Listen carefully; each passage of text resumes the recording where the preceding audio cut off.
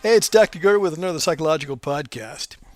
If you've been a regular listener of my shows, you know that mostly they're oriented towards educating the public about psychological issues.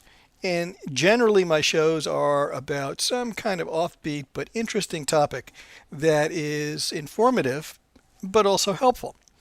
And I would say I had about 3 shows that were primarily anti-managed care. And for the benefit of the professional out there, really in response to my own anger and frustration. Now, today's show was supposed to be a presentation of a recent longitudinal study on the benefits of stimulant medication for children with attention deficit disorder. A really good study, and I thought really helpful. But then my plans for the show changed because of something that came in the mail.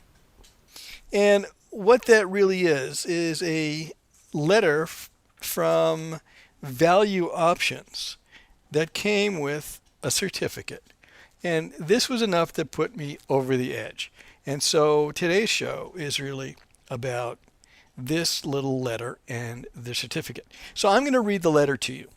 It was dated October 1st, 2007, and it was addressed to Howard Gurr, PhD, with my address. And the salutation says, "Dear Empire Plan Provider." They couldn't even do that right. The letter says, "As a valued provider, this letter is written to let you know that each year, Value Options conducts a member satisfaction survey for the Empire Plan membership. The results indicate that 96.7% of Empire providers are satisfied with their Value Options provider.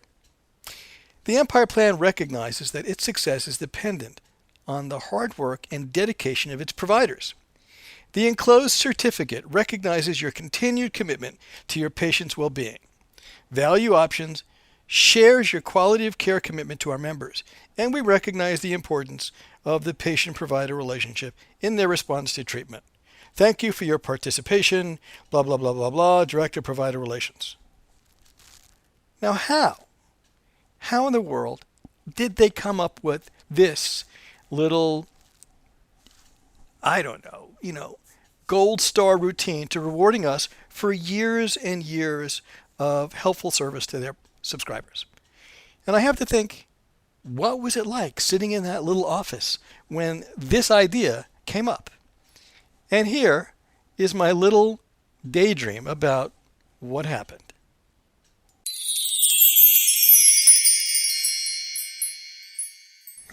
Folks, the purpose of this meeting is to go over what we should do in response to our subscribers' questionnaire outcome. Let me just explain that 96.7% of our patients in New York are satisfied with their providers. And the question is, should we do something to reward the providers for their years of great service? I don't know anything about psychologists, and I'm kind of new here, but you think they would like a, Starbucks gift card? I don't think we have to get that fancy with these people. You just joined us here at Value Options, so you don't know the history. But we found that these mental health people are pretty easy to push around.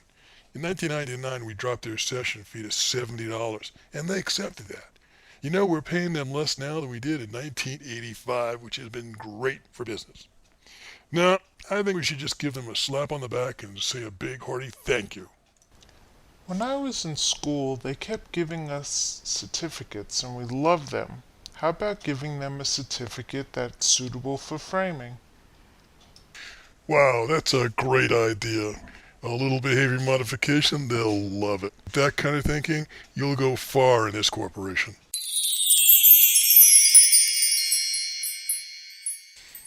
Well, that's my little fantasy about what happened. I apologize for my low production capabilities, but that's the best I could do in my little office here.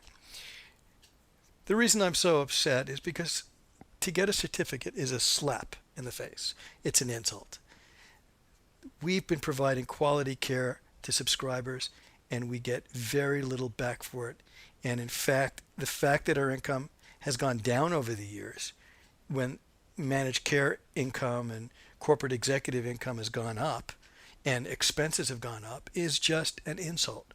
And I think people have to recognize clinicians do, but the general public has to recognize that our procedure codes are locked into a time frame, and we can only charge one procedure code per patient per session. We can't do multiple codes like primary care physicians or specialists. So we're locked into this hourly rate for the duration of our contract. And since it's gone, in some cases, down, and our expenses have gone up, it's actually unwieldy to keep a practice open. And so many of us are just dropping off the panels because we can't afford to work within the panel structure.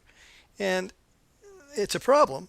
It's a problem for clients, but ethically and morally, I cannot continue working under these circumstances and work so that I can get this certificate of approval when in fact they're not showing the profession itself any respect at all.